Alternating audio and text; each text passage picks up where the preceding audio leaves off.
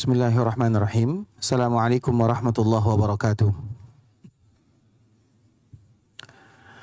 Innal hamdalillah nahmaduhu wa nasta'inuhu wa nastaghfiruh wa na'udzu billahi min shururi anfusina wa min sayyiati a'malina.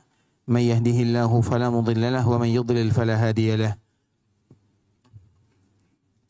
Asyhadu an la ilaha illallah wahdahu la syarika lah wa asyhadu anna Muhammadan abduhu wa rasuluhu la nabiyya ba'da amma ba'd. Ya ayyuhalladzina amanu taqullaha haqqa tuqatih wa la tamutunna illa wa antum muslimun. Ya ayyuhan nasu taqu rabbakumul ladzi khalaqakum min nafsin wahidah wa khalaqa minha zawjaha wa batha minhuma rijalan katsiran wa nisaa'a wattaqullaha alladzi tasaaluna bihi wal arham innallaha kana 'alaikum raqiba. يا أيها الذين آمنوا اتقوا الله وقولوا قولا سديدا يصلح لكم أعمالكم ويغفر لكم ذنوبكم ومن يطع الله ورسوله فقد فاز فوزا عظيما أما بعد فإن أصدق الحديث كتاب الله وخير الهدي هدي محمد صلى الله عليه وسلم وشر الأمور محدثاتها فإن كل محدثة بدعة وكل بدعة ضلالة. Ikhwatul Islam, saudara kaum muslimin, kaum muslimat, ikhwani, akhwati, rahimani wa rahimakumullah. Alhamdulillah, Allah subhanahu wa ta'ala kembali memberikan kepada kita nikmat yang begitu indah. Dan salah satu nikmat tersebut adalah nikmat kesehatan yang selalu kita bermohon kepada Allah subhanahu wa ta'ala agar tidak mengambil dari kita. Sehingga di antara salah satu doa yang sangat indah yang mesti diucapkan oleh kaum muslimin, Allahumma inna nas'aluka al-afwa wal-afiyah. Kalimat yang selalu diajarkan oleh Nabi sallallahu alaihi wasallam agar seorang muslim mengucapkannya siang dan malam, maka dimasukkanlah kalimat ini dalam zikir pagi dan sore. Yaitu sebuah kalimat yang mesti diucapkan oleh kaum muslimin, artinya tidak boleh mereka lalai dari kalimat ini. Allahumma inni as'aluka al-afwa wal-afiyah. Atau juga di dalam tambahan yang lain, Allahumma inni as'alukal afwa wal afiyata wal mu'afah. Atau boleh juga bagi kita mengucapkan Allahumma inni as'alukal afiyah. Semua kalimat itu mengarah kepada kalimat di mana kita bermohon kepada Allah agar Allah senantiasa memberikan kesehatan, kemudahan, keberkahan, yang mana dengan nikmat tersebut kita bisa beribadah kepada Allah Subhanahu wa taala. Kemudian salawat beriringkan salam semoga senantiasa tercurahkan buat junjungan alam Nabi kita yang mulia, uswah dan qudwah kita bersama Muhammad bin Abdullah sallallahu alaihi wasallam. Rasul kita yang mulia sallallahu alaihi wasallam merupakan sosok yang harus diketahui oleh kaum muslimin, terkhusus yang berkaitan dengan agama yang dibawa oleh Nabi kita yang mulia Muhammad bin Abdullah sallallahu alaihi wasallam. Rasulullah sallallahu alaihi wasallam tidaklah meninggal kecuali Nabi sudah meninggalkan agama secara sempurna. Dan apabila kalimat tersebut adalah agama yang sempurna, kata sempurna tidak memerlukan tambahan atau juga tidak memerlukan pengurangan di dalamnya, maka itulah disebut dengan kalimat sempurna. Dan ketika Nabi SAW melaksanakan haji wada', haji wada' itu adalah haji pertama Nabi dan juga haji terakhir baginda Nabi SAW. Karena kewajiban ibadah haji diwajibkan oleh Allah Subhanahu wa taala kepada kaum muslimin secara khusus pada tahun ke-9 Hijriah. Ibadah haji itu sendiri sudah diwajibkan semenjak Allah memerintahkan Nabi Ibrahim berseru di Ka'bah Al-Musyarrafah. Ketika Allah memerintahkan Nabi Ibrahim untuk kembali membangun dan melakukan renovasi besar-besaran untuk Ka'bah Al-Musyarrafah, maka di saat itulah Allah memerintahkan Nabi Ibrahim untuk mengumumkan, wahai manusia, sesungguhnya Allah mewajibkan kepada kalian ibadah haji, maka berhajilah. Ibadah haji sudah diwajibkan semenjak Nabi Ibrahim membangun Ka'bah Al-Musyarrafah. Namun untuk kaum muslimin, ibadah haji diwajibkan oleh Allah Subhanahu wa taala pada tahun ke-9 Hijriyah. Itu merupakan di antara dua perbezaan yang harus kita ketahui. Ibadah haji sudah diwajibkan semenjak zaman dahulu kala. Tapi untuk kaum muslimin yang sesuai dengan ajaran yang dibawa oleh Nabi sallallahu alaihi wasallam, tata caranya, manasiknya, itu baru pada tahun ke-9 Hijriah. Nabi sallallahu alaihi wasallam pada tahun ini belum bisa melaksanakan ibadah haji. Karena tahun ini kenapa Nabi tidak melaksanakan ibadah haji? tahun ini ikhwatul Islam adalah tahun di mana Nabi sangat sibuk mengajarkan agama kepada umatnya. Mengapa demikian? Karena tahun sebelumnya adalah Fathu Makkah. Fathu Makkah itu adalah pembebasan kota Makkah dari kekufuran dan kesyirikan. Ketika Allah berikan nikmat yang besar kepada Nabi dan kaum muslimin yang dikenal dengan Fathu Makkah pada tahun ke-8 Hijriah, maka tentu dengannya banyak orang yang masuk ke dalam agama Islam. Ketika mereka masuk ke dalam agama Islam, karena ketika mereka masuk ke dalam agama Islam tidak cukup masuk ke dalam agama Islam sahaja, tapi mereka juga wajib mengetahui tentang Islam itu sendiri. Dan Islam tidaklah bisa diketahui kecuali di kota Madinah. Karena memang Nabi SAW tinggal di kota Madinah. Maka terkenallah orang-orang berbondong-bondong datang ke kota Madinah, belajar dari baginda Rasulullah SAW. Maka disebutlah tahun ini dengan istilah Amul Wufud, yaitu tahun di mana delegasi-delegasi orang-orang yang ada di sekitar Madinah dan mereka-mereka yang masuk ke dalam agama Islam datang ke kota Madinah belajar dari baginda Rasulullah SAW. Nabi tidak punya waktu untuk pergi melaksanakan ibadah haji pada tahun tersebut karena kesibukan yang sangat luar biasa. Nabi mengajar. Dan kita tahu kalau Nabi mengajar sesuai dengan kebutuhan orang-orang yang datang, dan orang yang datang silih berganti. Mereka ingin mengetahui agama langsung dari Nabi SAW. Maka kita kenal Nabi SAW kalau setelah subuh, ini merupakan di antara rutinitas Nabi SAW. Nabi setelah sholat subuh, maka Nabi SAW berkeliling di rumah keluarganya, yaitu para istrinya yang ada di samping Masjid Nabawi. Nabi mengucapkan salam, Nabi bertanya bagaimana keadaannya, itu saja. Misalnya Nabi pergi ke rumah Safiyah, Maimunah, Juwairiyah, Nabi melihat keadaan mereka, kemudian Nabi bertanya, tanpa Nabi duduk berlama-lama. Kemudian setelahnya, Nabi kembali lagi ke masjid. Nah, di dalam masjid itulah Nabi akan mengajarkan agama kepada para sahabat, terutama mereka-mereka yang datang ke kota Madinah. Dan yang paling membuat Nabi sibuk adalah tahun 9 Hijriah, di mana tahun ini adalah tahun kedatangan para tamu yang sangat banyak sekali ke kota Madinah. Dengan alasan itulah ikhwatul Islam, Nabi tidak bisa melaksanakan ibadah haji pada tahun ke-9 Hijriah, padahal sudah diwajibkan. Kapan Nabi baru melaksanakannya? Pada tahun berikutnya, yaitu tahun ke-10 Hijriah. Itu alasan yang pertama. Alasan yang kedua, mengapa Nabi tidak melaksanakan ibadah haji? Karena haji yang dilakukan oleh orang-orang Quraisy itu masih bercampur dengan haji pada zaman-zaman sebelumnya.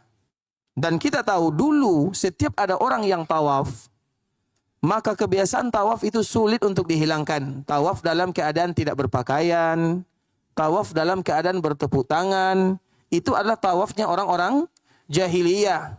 Orang jahiliyah tidak boleh tawaf dengan menggunakan pakaiannya.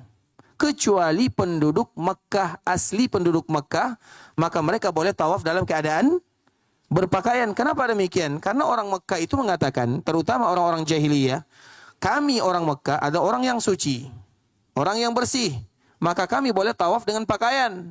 Sedangkan orang-orang yang berasal dari luar Mekah, maka mereka orang yang tidak suci. Maka kalau seandainya mereka ingin tawaf, hendaklah mereka membuka pakaiannya supaya mereka tawaf dalam keadaan bersih dan suci. Itu tujuannya. Tujuannya bagus. Supaya untuk mengagungkan Ka'bah Al-Musyarrafah. Tapi caranya salah di dalam mengagungkan Ka'bah Al-Musyarrafah. Maka dari situlah kita ketahui, di dalam syariat agama yang dinilai itu bukan tujuannya. Yang dinilai itu bukan tujuannya. Kalau masalah tujuan, itu antara kita dengan Allah Subhanahu wa Ta'ala.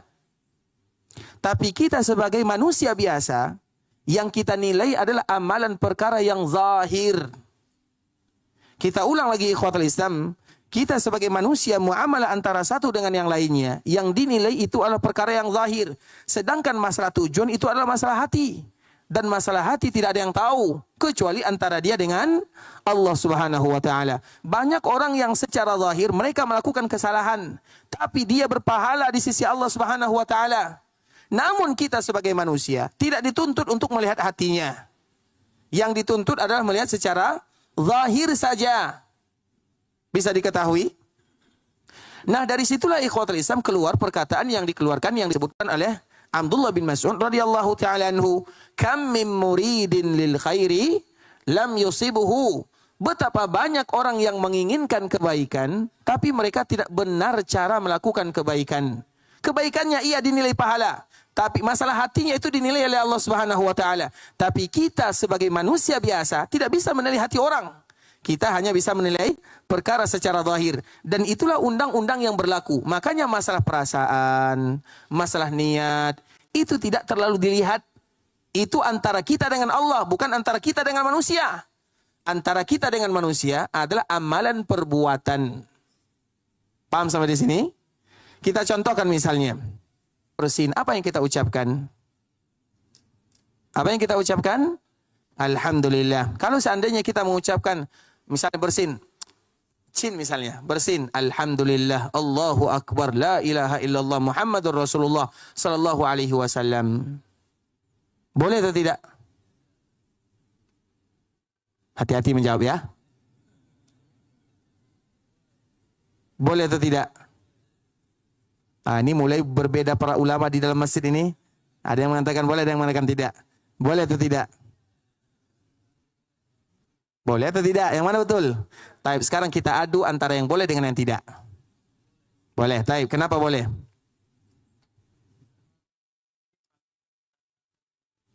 Bentuk berzikir tapi tidak disyariatkan. Boleh atau tidak? Boleh tapi tidak disyariatkan. Macam mana? Silakan, tidak menjadi masalah.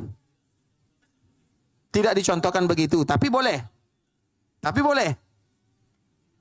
Tidak dicontohkan tapi boleh. Tidak dicontohkan tapi boleh. Betul? Betul ya? Tidak dicontohkan tapi boleh. Silakan, tidak menjadi masalah. Kita berfatwa bebas ya. Tapi nanti kita akan jelaskan setelahnya. Karena kita ingin saling tukar pendapat dulu. Boleh, berarti boleh ya. Walau tidak dicontohkan tapi boleh. Ada orang yang azan, Allahu Ta'ala Akbar misalnya. Boleh atau tidak? Mana salahnya? Apa salahnya? Allah Ta'ala. Di mana kata tambahannya? Allah Ta'ala atau tidak? Ta'ala itu artinya mati. Allah mati atau tidak? Kenapa kita tidak boleh mengucapkan seperti itu? Apakah setiap yang tidak diajarkan oleh Nabi tidak boleh kita melakukannya? Taib. Yang kedua, yang mengatakan tidak boleh. Siapa yang bertanggung jawab? Taib. Kenapa tidak boleh?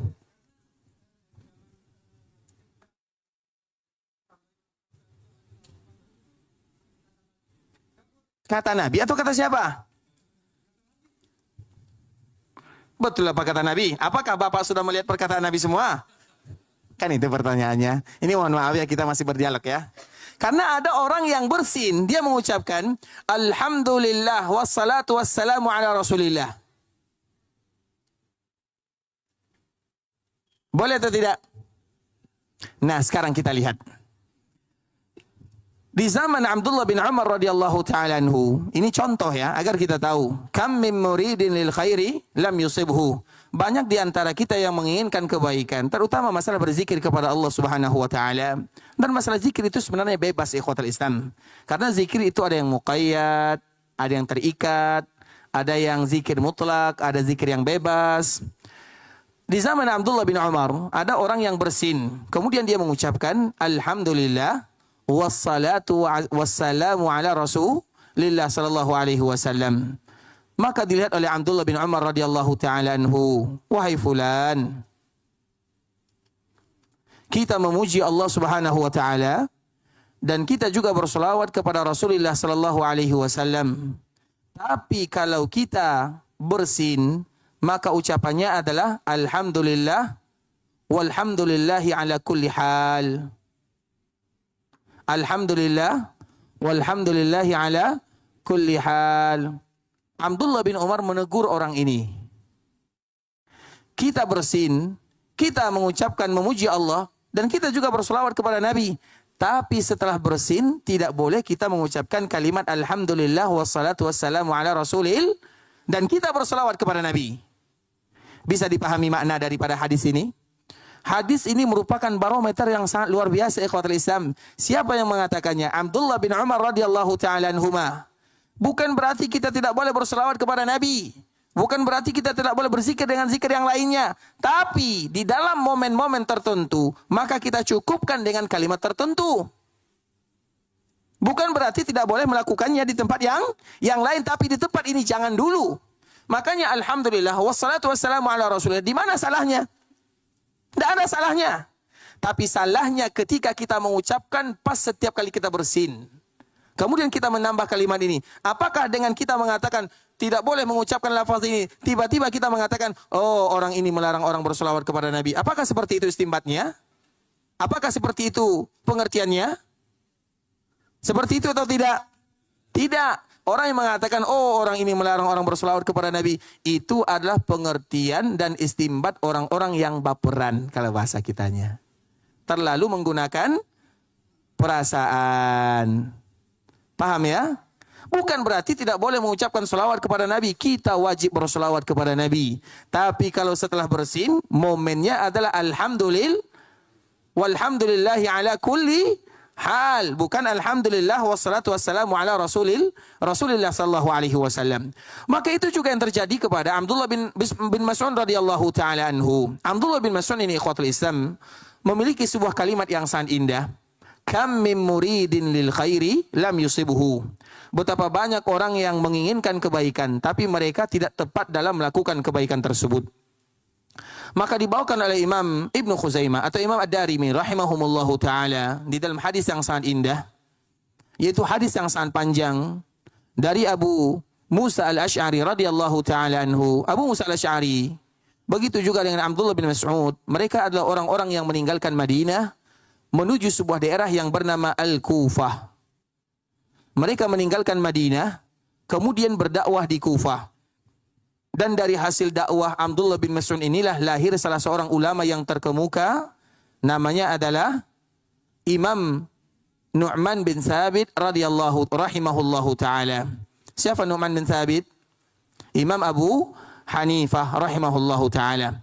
Karena di antara salah satu murid Abdullah bin Mas'ud radhiyallahu ta'ala anhu adalah Ibrahim An-Nakhai. Ibrahim An-Nakhai ini punya lagi murid Sulaiman. Sulaiman ini punya murid namanya Nu'man bin Thabit yang kita kenal dengan Imam Abu Hanifah. Agar kita tahu jalur Imam Abu Hanifah itu dari mana gurunya. Karena memang di sana yang mempelosok yang lebih populer di Kufah itu adalah Abdullah bin Mas'ud radhiyallahu taala anhu. Dan Kufah itu ikhwatul Islam kita tahu Kufah itu adalah daerah yang sedikit ada masalah. Mulai dari zaman Khulafaur Rasyidun. Dan masalah yang pertama itu terjadi adalah ketika Ali bin Abi Thalib radhiyallahu taala anhu. Ali bin Abi Thalib adalah menantu Nabi sallallahu alaihi wasallam.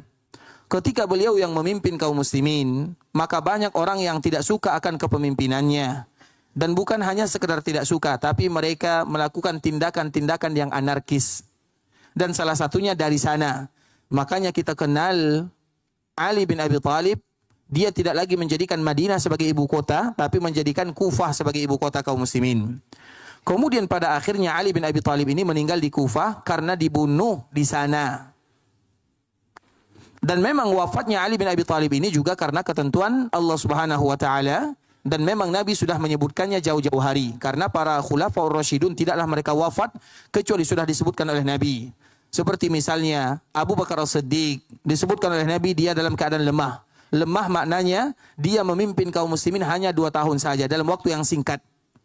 Kemudian Umar bin Khattab radhiyallahu taala anhu disebutkan bahwa nanti dia akan dirobohkan pintunya. Artinya dia akan dibunuh dan itu yang terjadi. Kemudian begitu juga dengan Utsman bin Affan menantu Nabi sallallahu alaihi wasallam. Nabi berpesan kepadanya, nanti kamu akan menemui orang-orang yang akan mengambil pakaianmu, jangan berikan kepadanya. Pakaian itu artinya adalah kepemimpinannya. Kemudian Ali bin Abi Thalib, Nabi pernah berpesan kepadanya, wahai Ali, engkau tidak akan meninggal sampai jenggotmu berwarna merah. Itu yang disebutkan oleh Nabi sallallahu alaihi wasallam. Engkau tidak akan meninggal sampai jenggotmu berwarna merah. Apa makna berwarna merah? Mengalir darah di sana. Sehingga Ali bin Abi Thalib pernah sakit dengan sakit yang sangat luar biasa. Kemudian, dikala dia sakit, keluarganya sudah mulai khawatir, takut akan meninggal. Apa kata Ali bin Abi Thalib? Aku tidak akan meninggal sampai jenggotku berwarna merah. Sebagaimana hadis Rasulullah sallallahu alaihi wasallam. Kemudian dikala beliau di Kufah, membangunkan orang sholat subuh, maka di saat itulah Abdurrahman yang kita kenal dengan Abdurrahman bin Muljim memukulnya dengan pedang, mengenai kepalanya sehingga dari kepala tersebut mengalir darah sampai ke jenggotnya dan berwarna merah jenggotnya.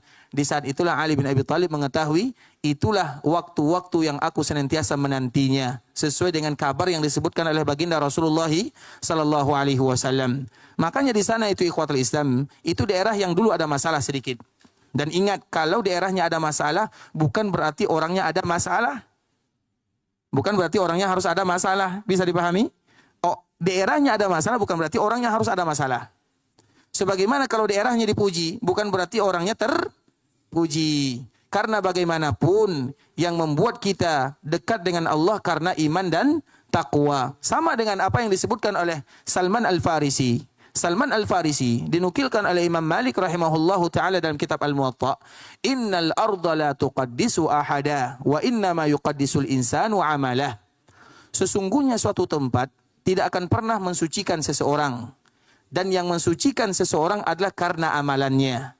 Salman mengatakan kalimat ini dikala beliau berada di kota Madinah.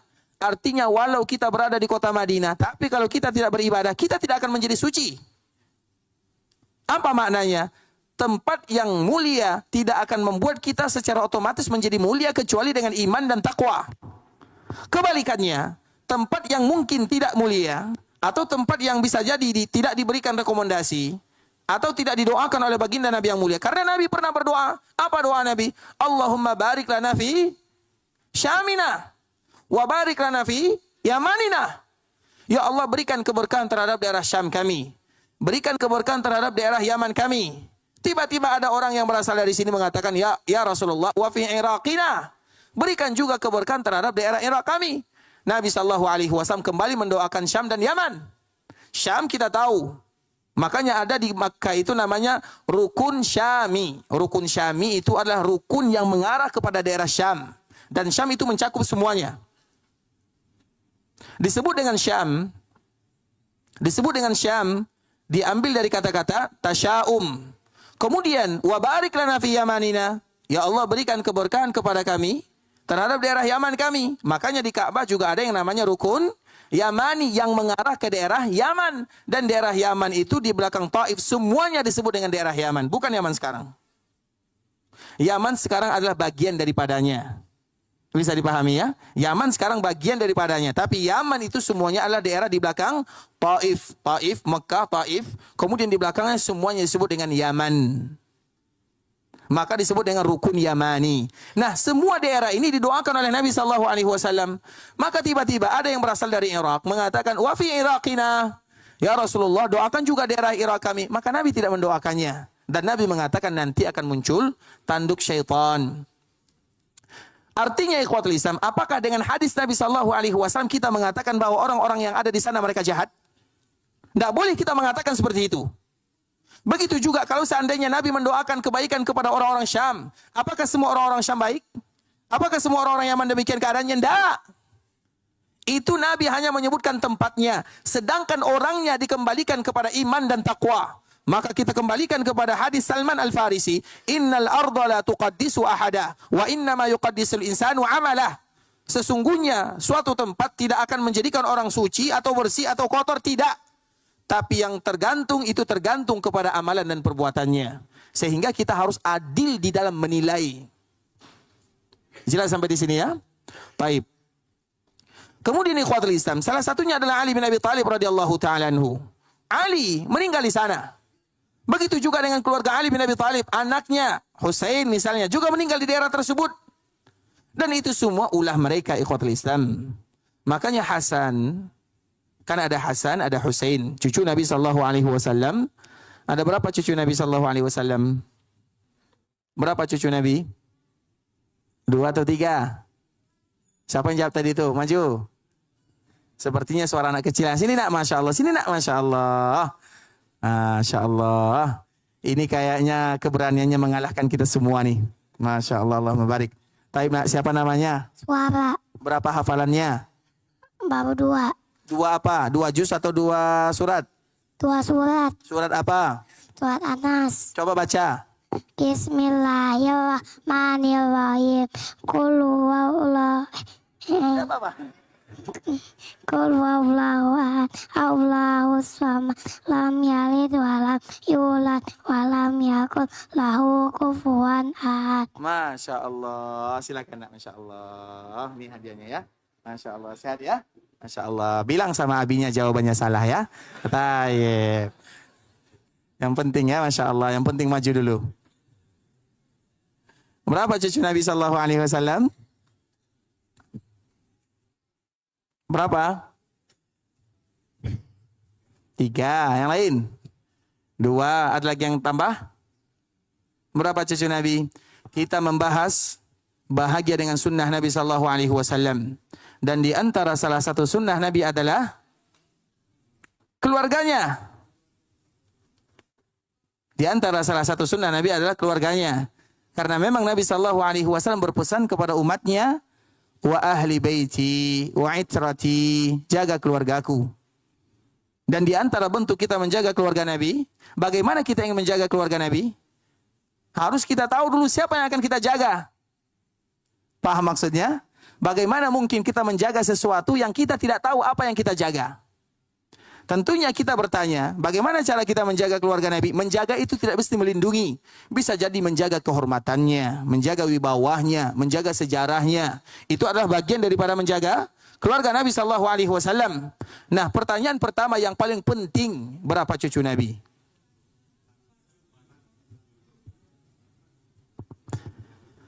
6. Yang lain? 8. Yang paling banyak lah kita suruh tampil ya. Taib, silakan. Berapa? 8. Baik, silakan. Siapa mereka? Lupa ya? Nah, silakan. Ini, iya, silakan, iya.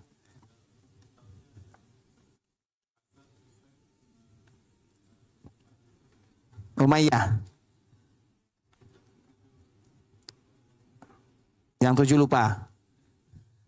Baik, yang lain? Yang di belakang. Berapa cucu Nabi? 8. Ini nengok internet atau Google?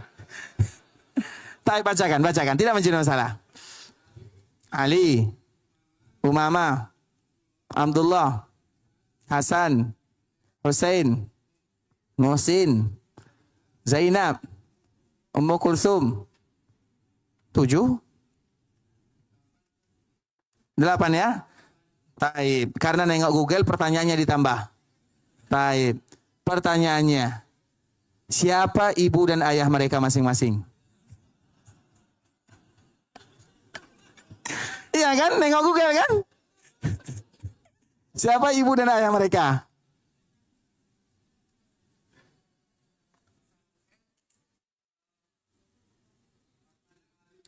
Semua kita tahu. Hasan Husain ayahnya Ali bin Abi Thalib. Yang lain?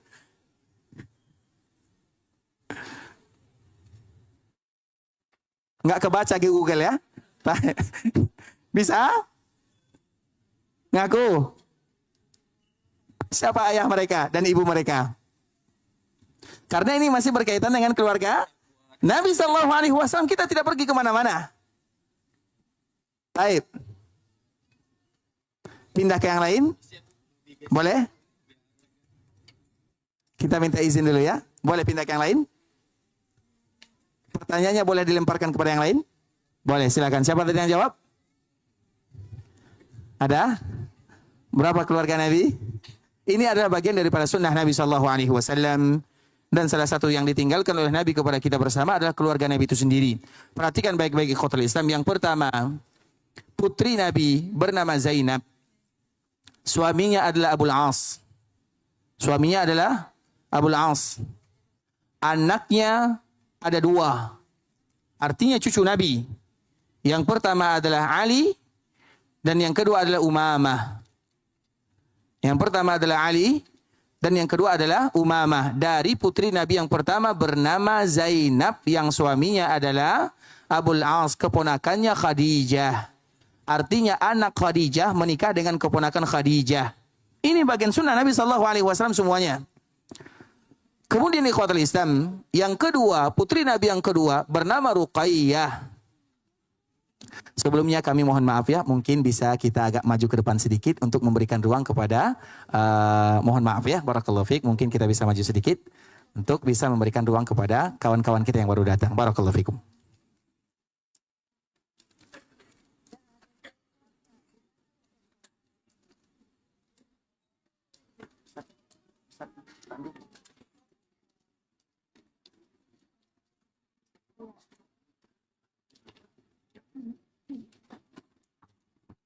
Baik, barakallahu fikum ya. Karena insya Allah semakin lama pengajian semakin panas nih ya. Siap ya? Baik. Kita kembalikan lagi ikhwatul Islam, dan ini adalah bagian daripada sunnah Nabi SAW, yaitu keluarga Nabi SAW. Agar kita tahu ternyata sunnah Nabi itu tidak sekecil yang kita bayangkan.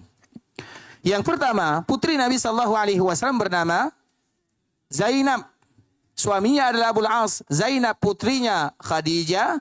Abul As adalah keponakannya Khadijah. Mereka menikah. Dari pernikahan mereka lahir dua orang, yang pertama Ali dan yang kedua Umamah, dan itu adalah cucu Nabi yang pertama. Kemudian yang kedua adalah Ruqayyah. Ruqayyah itu adalah putri Nabi yang kedua. Suaminya siapa? Suaminya sebelum Utsman adalah anaknya Abdul Uzza. Siapa Abdul Uzza? Abu Lahab. Terlambat ya, maaf ini ya. Nanti ulang lagi. Abu Uzza adalah Abu Lahab. Abu Lahab itu ikhwatul Islam punya putra namanya Utsbah dan Utaibah. Artinya Utsbah dan Utaibah itu adalah sepupu Rasulullah SAW. Sama-sama. Karena Abu Lahab adalah abangnya daripada Abdullah. Kemudian dari Utsbah dan Utaibah menikah dengan putri Nabi, Ruqayyah dan Ummu Kulthum. Jadi Ruqayyah sebelum menikah dengan Utsman sudah menikah dengan Utsbah. Ummu Kulthum sebelum menikah dengan Utsman sudah menikah dengan Utaibah. Paham sampai di sini? Tapi dulu orang menikah tidak langsung satu bangunan, satu rumah. Mereka menikah, kemudian mereka berpisah biasa. Dan kita ingin memberikan saran sedikit ikhwatul Islam, ini merupakan di antara salah satu solusi bagi kita yang, terutama bagi kita yang punya anak perempuan, apalagi atau yang laki-laki, kalau seandainya mereka ingin menikah dan mereka masih kuliah atau dengan alasan yang lainnya, nikahkan mereka. Tapi pisah rumah. Karena bagaimanapun kebutuhan laki-laki kepada perempuan, perempuan kepada laki-laki itu adalah bagian daripada fitrah. Kalau kita menghalangi, maka akan masuk ke jalur yang diharamkan oleh Allah Subhanahu wa taala. Dan salah satunya misalnya, jadi tidak ada lagi alasan nanti ada orang yang melamar putri kita, mohon maaf, putri saya masih kuliah. Jauhkan alasan-alasan seperti ini selama mereka sudah ingin menikah. Walau menikah tapi mereka pisah rumah. Nanti mereka ingin pacaran silahkan. Tapi mereka sudah akad nikah. Maka itulah yang disebut dengan pacaran Islami. Silahkan, tidak menjadi masalah. Tapi mereka sudah diikat dalam hubungan pernikahan. Daripada mereka berkeliaran dengan yang tidak jelas. Melakukan dosa, maksiat. Apalagi di zaman sekarang. Dan itu sudah dilakukan. Begitu juga dengan Nabi. Nabi menikah dengan ibunda Aisyah. Berapa umur Aisyah? 6 tahun. Kapan Nabi baru satu rumah dengan Aisyah? 9 tahun. Artinya 3 tahun Nabi pisah rumah. Dan Aisyah sebelum dilamar oleh Nabi, Aisyah juga sudah pernah dilamar oleh orang yang lain. Artinya Aisyah itu sudah pantas menikah pada waktu itu. Nabi bukan orang pertama yang melamarnya. Nabi bukan orang pertama yang melamar ibunda Aisyah. Aisyah sudah dilamar oleh yang lain. Kemudian setelahnya baru Nabi yang melamarnya. Artinya Aisyah pada waktu itu sudah bisa dilamar. Buktinya apa? Bukan Nabi yang melamar yang pertama kali. Kemudian Nabi tidak satu rumah. Kapan satu rumah? Dikala sampai di kota Madinah. 3 tahun terpisah. Tapi mereka sudah diikat dalam hubungan pernikahan. Makanya bagi kita yang mungkin seperti itu keadaannya, di antara salah satu solusi dan caranya nikahkan, walaupun nanti masih satu rumah. Atau misalnya ya tergantung orang tua lah. Untuk menjaga anaknya daripada mereka masuk ke dalam jurang yang tidak diridai oleh Allah Subhanahu wa taala. Apalagi di zaman sekarang ini ikhwatul Islam, kita tahu sulit untuk menjaga keluarga. Kita kemana, mereka kemana. Dan mereka adalah amanah yang Allah titipkan kepada kita. Kalau mereka salah, kita yang bertanggung jawab. Dan di antara tanggung jawab orang tua adalah menikahkan mereka ketika mereka sudah ingin menikah. Bukan sanggup. Sama dengan kita dulu, dikala kita menikah, tidak ada di antara kita yang sanggup. Tapi kesanggupan itu akan datang dengan pernikahan. Dan itu janji Allah Subhanahu wa taala. Maka dalam hadis disebutkan ikhwatul Islam atau dalam Al-Qur'an wa ankihul ayama minkum wasalihina min ibadikum in yakunu fuqara yughnihimullahu min fadli. Kalau kalian fakir, Allah yang membuat kalian kaya. Begitu juga hadis Nabi, ada 3 golongan yang wajib bagi Allah menolongnya. Salah satunya mereka yang menikah ingin menjaga dirinya dari kemaksiatan. Dan di zaman sekarang itu sangat penting sekali bagi kita sebagai orang tua. Kemudian ikhwatul Islam, kita kembalikan kepada putri Nabi sallallahu alaihi wasallam yang bernama Ruqayyah. Ruqayyah menikah dengan putranya Abu Lahab. Tapi pernikahan mereka hanya sekedar pernikahan tanpa satu rumah. Kemudian dikala Nabi berdakwah, mendakwakan agama Islam, maka Abu Lahab mengatakan, "Tabban laka ya Muhammad, celaka kamu wahai Muhammad, alihada jama'tana." Apakah karena alasan ini engkau mengumpulkan kami? Nabi dikala diperintahkan oleh Allah berdakwah secara terang-terangan, Nabi berdiri di atas bukit Safa, kemudian memanggil semua orang-orang Quraisy. Nabi tidak pernah naik ke atasnya. Bukit Safa itu adalah bukit yang dijadikan sebagai tempat pengumuman. Jadi Nabi SAW bukan sengaja datang ke Bukit Safa, tapi memang itu merupakan tempatnya, sudah kebiasaannya. Misalnya ada pengumuman, misalnya di kita sekarang ada pengumumannya. Bagaimana cara kita mengumumkan sesuatu? Bagaimana caranya? Misalnya ada musibah, bagaimana kita memanggil? Ada informasi, bagaimana kita cara menyebutkannya? Setiap masa itu ada cara masing-masing.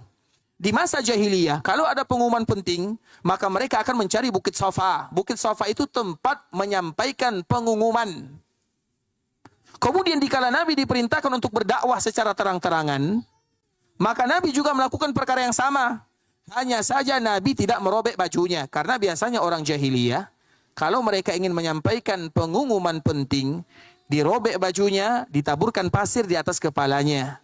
Bahwa itu tanda ada pengumuman yang penting akan disampaikan. Nabi juga naik, tapi Nabi tidak melakukan perkara tersebut. Artinya, bahwa kita tidak boleh meninggalkan kultur, adat, budaya, tidak boleh. Selama tidak bertentangan dengan syariat Allah Subhanahu wa taala. Itu hukum asalnya. Sebagaimana yang dilakukan oleh baginda Rasulullah sallallahu alaihi wasallam. Itu saja ikhwatul Islam. Kemudian Nabi mengumumkan, wahai kalian orang-orang Quraisy, kalau sekiranya aku mengatakan kepada kalian, ini Nabi mengatakan di atas Bukit Safa, karena semua penduduk Makkah datang hadir mendengarkan Nabi. Nabi tidak pernah datang ke atas Bukit Safa. Tiba-tiba Nabi naik, berarti ada pengumuman penting. Maka Nabi mengatakan, bagaimana sekiranya aku katakan kepada kalian bahwa di belakang bukit ini ada pasukan yang siap menyerang kita kota Mekah. Apa kata penduduk Mekah? Kami percaya kepadamu. Ma jarrabna alaika kadhiba. Kami tidak pernah mendengarkan dari lisanmu dusta. Kami tidak pernah mendengarkan dari lisanmu dusta. Kemudian apa kata Nabi sallallahu alaihi wasallam? Inni nazirul lakum baina yaday adzabin syadid. Wahai orang-orang Mekah, Nabi memanggil satu persatu. Nabi memanggil kabilah-kabilah yang ada. Wahai penduduk Mekah, ketahuilah, aku memberikan peringatan kepada kalian akan azab yang sangat pedih. Artinya, ikuti aku, ikuti Allah, beriman kepada Allah, dan beriman kepada diriku, maka kalian akan selamat darinya. Dan yang pertama kali menentangnya adalah pamannya sendiri bernama Abdul Uzza, atau yang kita kenal dengan Abu Lahab. Nah, dikala Abu Lahab ini mengatakan alihada jama'tana tabban laka ya Muhammad, celaka engkau wahai Muhammad. Bahkan Abu Lahab ini ikhwatul Islam, dia tidak mau memanggil nama Nabi dengan Muhammad, karena kalimat Muhammad itu bagus maknanya, yaitu orang yang terpuji, yang banyak dipuji. Maka dia tidak mau memanggil Nabi dengan kalimat tersebut. Dia mengganti kalimatnya dengan bahasa muzammam. Muzammam itu artinya orang yang banyak dicela.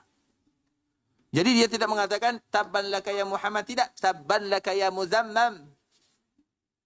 Dia tidak mau memanggil Nabi dengan kalimat Muhammad, karena Muhammad itu artinya yang terpuji. Dan dia mencela Nabi SAW. Makanya Abu Lahab itu, walau paman Nabi, tapi dia jahat kepada Nabi. Dan dialah yang pertama kali merubah nama Nabi SAW dengan bahasa yang buruk. Maka dengan itu pula lah, ada surat yang dikenal dengan surat Al-Lahab. Maka tidak boleh ada di antara kaum muslimin yang segan membaca Al-Lahab. Oh, dia kan surat paman Nabi. Kalau memang paman Nabi, kalau tidak beriman kepada Nabi, kenapa apa boleh buat? Allah yang lebih tahu tentang dirinya. Kemudian ikhwatul Islam, di antara salah satu yang dilakukan oleh Abu Lahab ini setelah memurkai, memarahi Nabi SAW, maka beliau perintahkan anak-anaknya untuk menceraikan putri-putri Nabi SAW. Tentunya Nabi sedih dengannya. Putrinya yang baru menikah diceraikan. Itu bukan perkara yang ringan bagi orang tua. Maka setelah itu diganti oleh Allah Subhanahu wa taala dengan suami yang saleh. Setelah Utsbah menceraikan Ruqayyah, maka Utsman melamarnya. Dari pernikahan mereka berdua, lahirlah salah seorang anak yang bernama Abdullah. Dari pernikahan mereka berdua, lahir anak yang bernama Abdullah. Kemudian, Ruqayyah ini terlalu cepat meninggalnya. Yaitu dikala terjadi perang Badar. Dan dia adalah putri Nabi yang pertama kali wafat, yang bernama Ruqayyah. Ketika terjadi perang Badar, Ruqayyah ini sakit dengan sakit yang begitu berat. Utsman bin Affan ingin ikut dalam perang Badar, tapi Nabi mengatakan, kamu tidak usah ikut. Kamu jaga Ruqayyah, kamu jaga putriku. Itulah alasan kenapa Utsman tidak ikut dalam perang Badar. Ketika Allah berikan kemenangan kepada kaum muslimin dikala terjadi perang Badar, maka Utsman ini mendapatkan bagian daripada harta rampasannya. Kenapa? Nabi mengatakan dia ikut dalam perang Badar walau dia tidak ikut karena menjaga putri Nabi SAW. Kemudian ketika Allah berikan kemenangan kepada kaum muslimin, maka di saat itu pula lah Utsman baru saja selesai menguburkan Ruqayyah di Baqi al-Gharqad, yaitu pada tahun kedua Hijriah. Itulah putri yang pertama kali meninggal, putri pertama Nabi yang meninggal radhiyallahu taala anha. Kemudian setelah Nabi pulang, maka Nabi bersedih melihat Utsman bin Affan. Dikala itulah Nabi kembali menikahkan beliau dengan Ummu Kulsum. Dari pernikahan Ummu Kulsum ini tidak mendapatkan keturunan. Dan Ummu Kulsum juga meninggal pada tahun ke-9 Hijriah. Kemudian Ali bin Abi Thalib juga merupakan menantu Nabi SAW menikah dengan Fatimah. Dari pernikahan Ali dan Fatimah lahirlah Hasan, Husain, Muhsin, Zainab, Ummu Kulsum juga namanya. Ada yang menambahkan dengan Ruqayyah, namanya itu saja. Nah, dari sinilah kita tahu itu adalah cucu-cucu Rasulullah sallallahu alaihi wasallam. Baik, pertanyaannya siapa yang bisa mengulang tanpa menengok catatan? Baik, silakan.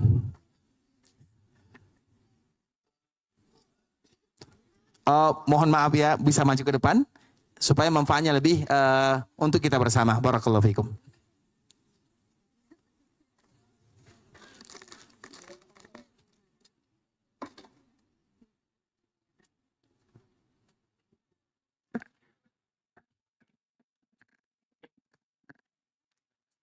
Masya Allah, barakallahu fiik. Ceritakan semua yang kami sampaikan tadi. Ayo silakan. Bismillah. Silsilah cucu Nabi SAW. Yang pertama putri Nabi bernama Zainab, menikah dengan Abul As, mempunyai anak bernama Abdullah kalau nggak salah. Ya salah. Salah. Saya ulang lagi, Masya Allah. Apa Ustaz? Ayo silakan.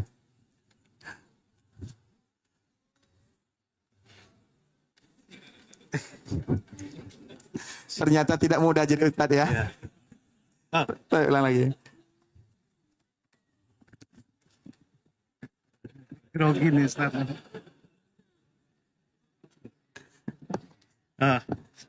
Yang pertama putri Nabi bernama Zainab menikah dengan Abul As, anaknya adalah Ali dan Umamah. Kemudian anak yang kedua yaitu Ruqayyah, beliau menikah dengan putranya Abu Lahab. Namun karena belum satu rumah dan ketika Abu Lahab mencela Nabi dengan mengatakan tabat yada Abi Lahab, yang diriwayatkan dalam surat Al-Lahab, sehingga Nabi di mana Abu Lahab memerintahkan anak-anaknya untuk menceraikan salah satu yang menikah dengan putri Nabi, sehingga Nabi merasa sedih dan akhirnya menikahkan dengan Utsman.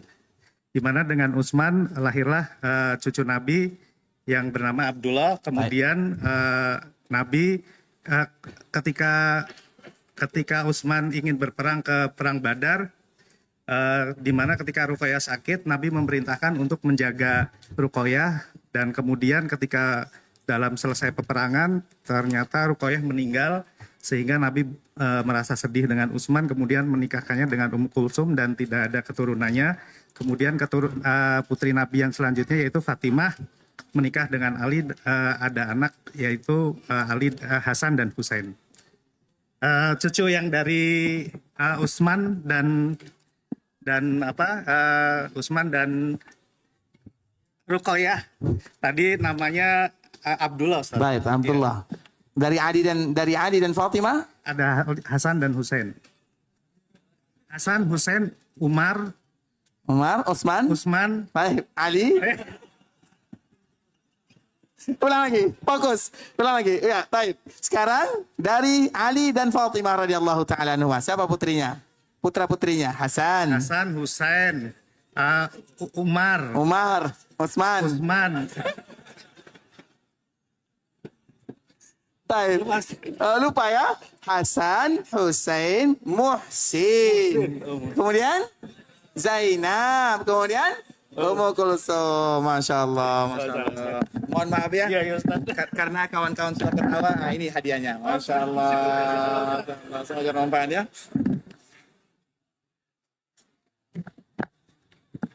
Baik. Paham sampai di sini ya? Jelas semuanya, karena ini merupakan di antara yang harus kita jaga, dan itu semuanya bagian daripada sunnah Rasulullah sallallahu alaihi wasallam.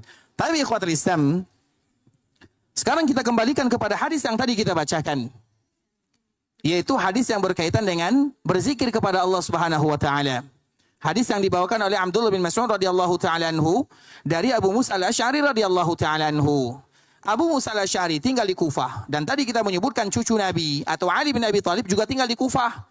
Ali meninggal di sana atau di daerah Irak dan sekitarnya. Ali meninggal di sana, dan anak Ali bin Abi Thalib yang bernama Husain juga meninggal di sana.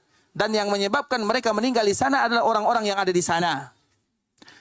Kemudian ikhwatul Islam, sedangkan Hasan ketika berada di Kufah dan meninggal, ayah dan saudaranya meninggal, maka dia kembali ke kota Madinah. Kenapa demikian? Tidak aman bagi dirinya. Maka dengan itulah dia memaklumkan untuk pulang ke kota Madinah, ke kampung halamannya. Karena memang beliau lahir di Madinah. Kemudian beliau kembali ke kota Madinah. Kemudian ketika beliau kembali ke kota Madinah, maka beliau mendapatkan hadiah yang paling indah dari orang-orang Kufah.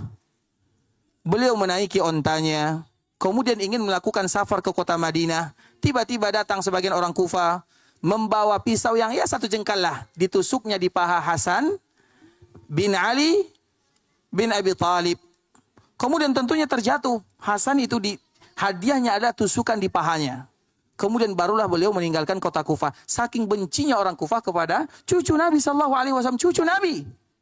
Mereka memperlakukan dengan perlakuan yang tidak bagus. Kemudian pada akhirnya beliau sampai ke kota Madinah, dan di kota Madinah beliau berada di sana, dan ketika beliau sampai di kota Madinah, penduduk Madinah menyambutnya sebagaimana mereka dulu menyambut kakeknya Muhammad bin Abdullah sallallahu alaihi wasallam. Kemudian ikhwatul Islam, artinya agar kita tahu bahwa di daerah sini ketika mereka ya Rasulullah doakan juga, maka Nabi tidak mau mengatakannya. Tapi ingat, bukan berarti penduduknya yang salah. Kita tidak boleh menyalahkan orangnya walaupun Nabi tidak mendoakannya, tapi kita tidak boleh menyalahkan penduduknya. Makanya Abdullah bin Mas'ud datang berdakwah ke sana, dan kita tahu Abdullah bin Mas'ud adalah sahabat yang luar biasa, ulama dari kalangan sahabat. Beliau meninggalkan Madinah, pergi ke Kufah untuk berdakwah, dan Kufah itu ikhwatul Islam adalah markas ilmu agama dulunya. Markas ilmu agama terkenal dengan madrasatu ahlur ra'yi, yaitu orang-orang yang belajar fikih, itu markasnya di sana. Kemudian ketika Abdullah bin Mas'ud, agar kita tahu bahwa keluar dari sunnah Nabi bukan hanya sekedar keluar saja. Kita akan sebutkan contoh dalam hadis ini. Abu Musa al-Asy'ari tiba-tiba datang berlari kepada Abdullah bin Mas'ud radhiyallahu taala anhu. Dikala beliau berlari, maka Abu Musa mengatakan, "Wahai Abu Abdullah, engkau akan melihat sesuatu perkara yang pasti akan engkau ingkari." Maka Abdullah bertanya, "Apa yang terjadi? Apa yang kamu lihat?" "Aku melihat di masjid ada orang sedang berhalaqah, kemudian mereka melakukan sesuatu yang silakan engkau lihat sendiri." Pada akhirnya Abdullah bin Mas'ud lari ke masjid tersebut yang ada di Kufah. Kemudian dikala beliau lari, mereka menemukan orang-orang yang ada di masjid. Mereka sedang berzikir kepada Allah Subhanahu wa taala. Zikirnya zikir yang biasa kita baca, subhanallah, walhamdulillah, Allahu akbar. Apakah salah zikir tersebut? Tidak salah ikhwatul Islam, bahkan wajib bagi kaum muslimin untuk selalu mengucapkannya. Yang salah itu adalah metode dan tata caranya. Maka itulah yang kita kenal dengan sunnah Rasulullah SAW. Agar kita tahu bahwa ibadah itu sudah dilakukan dan diajarkan oleh Nabi. Jangan kita keluar dari metode Nabi SAW. Metode, jalan, cara, itulah kalimat makna daripada kalimat sunnah. Sunnah itu artinya ikhwatul Islam adalah cara Nabi beragama. Sunnah Nabi SAW adalah cara Nabi beragama. Maka tadi telah kita contohkan, dikala ada orang bersin, dikala beliau bersin, maka dia mengucapkan alhamdulillah wassalatu wassalamu ala rasulillah. Sebenarnya tidak salah, tapi Nabi tidak melakukannya. Bukan berarti kita tidak boleh berselawat kepada baginda Rasulullah SAW. Tapi dalam momen ini jangan. Maka ditegur oleh Abdullah bin Umar, jangan. Kemudian dikala Abdullah menegur, dia pandai menegurnya. Wa nusalli ala Rasulillah, dan kita juga berselawat kepada Nabi. Cuman momennya bukan di sini. Begitu juga dengan Abdullah bin Mas'ud. Dikala melihat orang berzikir, zikir tidak pernah salah. Zikir tidak akan pernah salah. Kalimat la ilaha illallah Muhammadur Rasulullah tidak akan pernah salah. Subhanallah walhamdulillah wa la ilaha illallah wallahu akbar tidak pernah salah. Yang salah itu ada cara dan metodenya. Bisa dipahami ya? Ini kita masih bercerita tentang Abdullah bin Mas'ud radhiyallahu taala anhu. Kemudian ikhwatul Islam dilihat berhalaqah zikir. Halaqah zikir. Apa yang terjadi dalam halaqah tersebut? Mereka menggunakan kerikil. Kerikil ini mungkin ada beberapa butir. Kemudian dia mengatakan sabbihu mi'ah. Rombongan yang pertama, silahkan kalian bertasbih 100 kali. Kemudian setelah mereka bertasbih 100 kali, kerikil ini dioporkan kepada saudara yang ada di sampingnya. Hamidu mi'ah, bertahmidlah kalian 100 kali. Kemudian setelah selesai, kabiru mi'ah, hendaklah kalian bertakbir selama atau sebanyak 100 kali. Zikir tidak salah, tapi caranya ini dari mana? Menggunakan kerikil, kemudian dibawa ke samping, ke kanan, ke kiri, itu yang menjadi masalah. Kemudian Abdullah bin Mas'ud radhiyallahu ta'ala anhu menegurnya. Wahai kalian, orang-orang Kufah, tidakkah kalian tahu kalian ini berada di atas sunnah Nabi yang tidak pernah diajarkan oleh Nabi, atau kalian melakukan sesuatu perkara-perkara yang tidak ada contohnya dari Nabi sallallahu alaihi wasallam? Maka mereka mengatakan, ya Aba Abdillah, ma nuridu illa khaira. Kami tidak pernah menginginkan keburukan. Kami tidak pernah menginginkan kesalahan.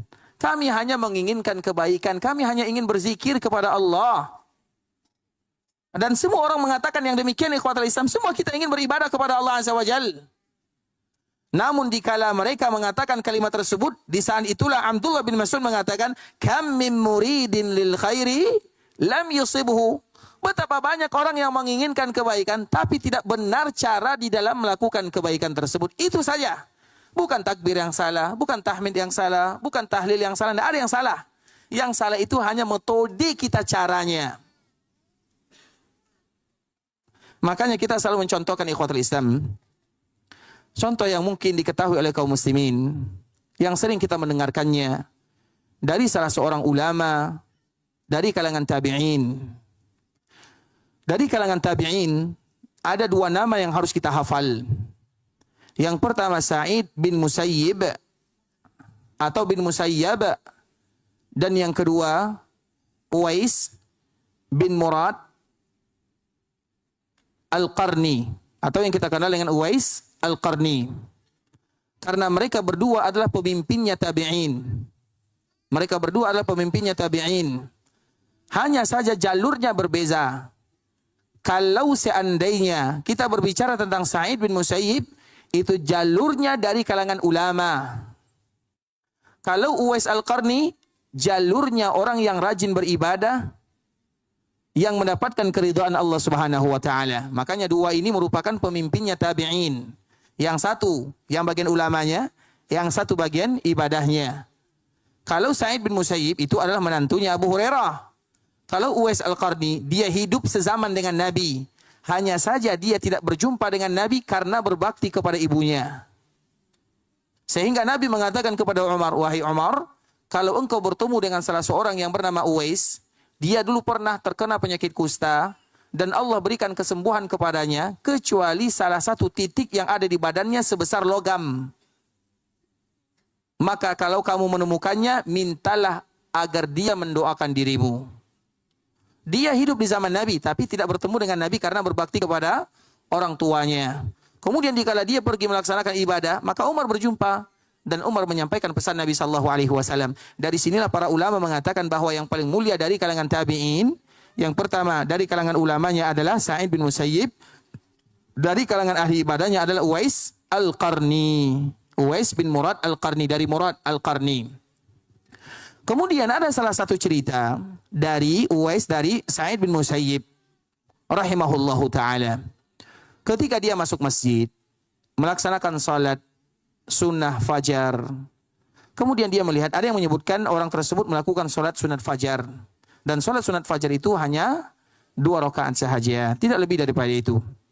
Atau dalam riwayat yang lain, dia melihat ada orang yang salat sunat setelah salat subuh. Apakah boleh bagi kita salat sunnah setelah salat subuh? Boleh atau tidak? Boleh. Boleh atau tidak? Tidak boleh. Boleh atau tidak? Boleh dalam satu sisi, tidak boleh dalam sisi yang lain. Kapan boleh?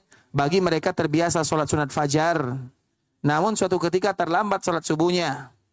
Tapi jangan yang tidak terbiasa, jangan sok-sok sholat setelah subuh ya. Ini yang terbiasa, kemudian nanti terlambat subuhnya, misalnya karena buang hajat, karena terlambat di jalan, karena macet dan yang semisalnya. Kemudian dia tidak sempat melaksanakan sholat 2 rakaat sunat fajar. Kemudian dia sholat subuh. Kemudian dia ganti setelah sholat subuh, tidak menjadi masalah. Atau orang yang terlambat sholat subuh misalnya. Dan dia tetap ingin sholat di masjid. Misalnya setelah setengah jam jamaah selesai, dia datang ke masjid, dia sholat sunnah dulu. Boleh atau tidak? Boleh. Yang tidak boleh itu adalah kalau kita berada di dalam masjid, kemudian daripada kita melakukan sholat di sana, itu yang tidak boleh. Paham sampai di sini ya? Nah, Sa'id bin Musayyib ini, dia melihat ada orang yang sholat sunnah setelah sholat subuh. Atau dia melihat orang yang sholat sunat fajar lebih daripada 2 rakaat. Kemudian dia memanggilnya, wahai fulan, apa yang kamu lakukan? Maka orang ini mengatakan, aku melaksanakan ibadah salat. Maka Sa'id bin Musayyib mengatakan, Nabi tidak mengajarkan yang demikian. Bukan berarti sahabat ini melarang orang melakukan ibadah salat. Harus kita bezakan kalimatnya. Nabi tidak mengajarkan yang demikian. Artinya kalau kamu salat sunat fajar cukup 2 rakaat. Dan kalau seandainya dia memperbanyak salat setelah subuh tidak boleh dianjurkan atau tidak dibolehkan bagi kita melakukan salat sunat mutlak. Kemudian dikala Sa'id bin Musayyib mengatakan kalimat ini, maka beliau pun mengatakan, ayu'azzibunillahu bisalati. Apakah mungkin Allah akan mengazab hambanya dengan mereka beribadah salat? Mungkin tidak. Tidak mungkin Allah mengazab hamba dengan beribadah. Dikala kalimat ini seolah-olah dia mengatakan, apa salahnya dikala aku melakukan salat? Masa orang salat disalahkan? Itulah bahasanya, bahasa kitanya. Apakah mungkin orang salat disalahkan? Apa jawaban Sa'id? Iya, Allah tidak akan mengazab seorang hamba dengan beribadah, dengan salat. Tapi Allah akan mengazab seorang hamba dengan mereka menyelisihi sunnah baginda Rasulullah sallallahu alaihi wasallam. Jawaban yang sangat indah ikhwatul Islam. Allah tidak pernah mengazab seorang hamba dengan berzikir, dengan berdoa, dengan beribadah. Tapi Allah meminta pertanggungjawaban kepada mereka dengan mereka mengkhilafi sunnah Nabi sallallahu alaihi wasallam. Dari situlah kita belajar, dan contohnya dari perkara yang terjadi kepada Abdullah bin Mas'ud radhiyallahu taala anhu. Kita kembalikan kepada Abdullah bin Mas'ud ini ikhwatul Islam. Abdullah bin Mas'ud ini dikala melihat orang berzikir, maka beliau mengatakan, kam min muridin lil khairi yam yusibhu. Betapa banyak orang yang melakukan kebaikan, meniatkan kebaikan, tapi mereka salah di dalam melakukannya. Yang salah bukan zikirnya, tapi tata caranya yang salah. Menggunakan kerikil, kemudian berhalaqah-halaqah, itu yang salah. Kemudian apa yang terjadi? Iya, mungkin pada waktu itu mereka berhenti. Karena itu adalah sahabat Nabi, tidak mungkin mereka membantahnya. Tapi ceritanya apakah sampai di sini saja? Tidak.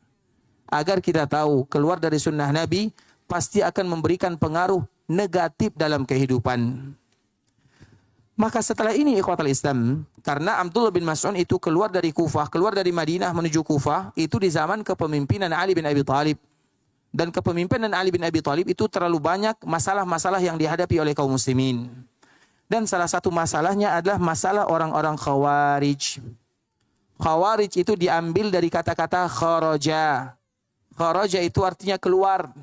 Khawarij itu artinya keluar. Keluar dari siapa? Keluar dari aturan Allah, keluar dari sunnah Rasulullah, keluar dari pemimpin yang sah, maka mereka disebut dengan Khawarij.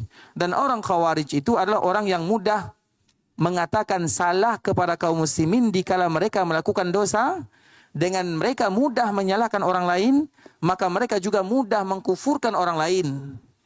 Itu adalah di antara sifat orang-orang Khawarij. Kita ikhwatul Islam, kalau kita melihat kaum muslimin mereka melakukan kesalahan, kita tidak menyalahkan orangnya, tapi kita menyalahkan perbuatannya. Kita tidak pernah ada urusan dengan manusia. Karena bagaimanapun, selama mereka mengucapkan kalimat La ilaha illallah Muhammadur Rasulullah, mereka adalah saudara kita di bawah payung kalimat Tauhid. Ketika mereka melakukan kesalahan, yang salah itu perbuatannya. Disalahkan perbuatannya, jangan orangnya. Paham sampai di sini ya? Misalnya yang salah kamu ini salah, ini yang salah. Karena tidak seperti ini seperti solusinya. Dan ingat ikhwatul Islam, setiap kita yang memberikan nasihat, kritikan kepada orang yang mungkin salah di dalam melakukan sesuatu, di dalam syariat Islam, solusinya adalah, atau di antara caranya, berikan solusi. Kita tutup satu jalan, kita buka jalan yang lain. Itu merupakan di antara salah satu metode yang dipakai di dalam agama. Kemudian ikhwatul Islam, salah satu firqah yang muncul adalah firqah Khawarij. Firqah Khawarij itu adalah mereka yang menuduh kaum muslimin tidak beriman, mereka yang berbaiat kepada selain pemimpin kaum muslimin. Itu adalah di antara tanda dan ciri-cirinya. Ciri-cirinya seperti itu. Dan itu sudah mulai ada di zaman Nabi SAW. Dan itu merupakan di antara kelompok yang sangat berbahaya bagi kaum muslimin. Mengapa demikian? Karena mereka bisa menyakiti kaum muslimin. Namun mereka bungkus dirinya dengan beribadah. Kalau beribadah ikhwatul Islam kita kalah. Mereka sholat malam, bangun di malam hari. Di siang hari mereka berpuasa. Al-Quran tidak ada apa-apanya kalau kita dibandingkan dengan mereka rajin ibadah. Maka di antara salah satu poin yang harus kita ketahui. Ketahuilah bahwa Nabi SAW selalu memberikan pujian kepada orang yang hemat dalam beribadah kepada Allah Subhanahu wa taala, bukan kepada mereka yang berlebih-lebihan di dalam beribadah. Paham kalimat ini? Kita ulang lagi ikhwatul Islam, hadis Nabi sallallahu alaihi wasallam, ahabbud dini ila Allah, ahabbul a'mali ila Allah, adwamuha wa inqal. Sesungguhnya amalan yang paling dicintai oleh Allah adalah amalan yang sedikit tapi selalu dilakukan. Kita contohkan ikhwatul Islam. Abdullah bin Amr bin As radhiyallahu ta'ala anhu. Dia datang kepada Nabi, "Ya Rasulullah, aku ingin melakukan puasa sunnah." Maka Nabi SAW mengajarkan, berpuasalah kamu pada hari Senin dan Kamis. Kemudian sahabat ini kembali mengatakan, "Ya Rasulullah, aku masih kuat." Maka Nabi mengatakan, berpuasalah kamu hari Senin dan Kamis, kemudian tambah 3 hari dalam setiap bulannya. Atau yang dikenal dengan Ayyamul Bid, puasa Bid. Maka sahabat ini kembali mengatakan, "Ya Rasulullah, aku masih sanggup." Maka Nabi kembali mengatakan, kalau kamu masih sanggup, maka berpuasalah. Sebagaimana puasanya Nabi Daud. 1 hari berpuasa, 1 hari berbuka. Dan orang yang berpuasa Nabi Daud, maka gugur kewajiban puasa sunnah yang lainnya. Kemudian ikhwatul Islam, sahabat ini karena dia masih muda, semangat beribadah kepada Allah Azza wa Jalla. "Ya Rasulullah, aku masih sanggup." Apa kata Nabi? Tidak ada lagi yang terbaik daripada puasa Daud ini. Abdullah dikala bertanya dan meminta kepada Nabi, dia masih muda. Dan kita tidak akan selamanya muda. Ada masa-masa di mana kita sudah tua. Kita tidak sanggup beribadah sebagaimana beribadahnya di waktu muda.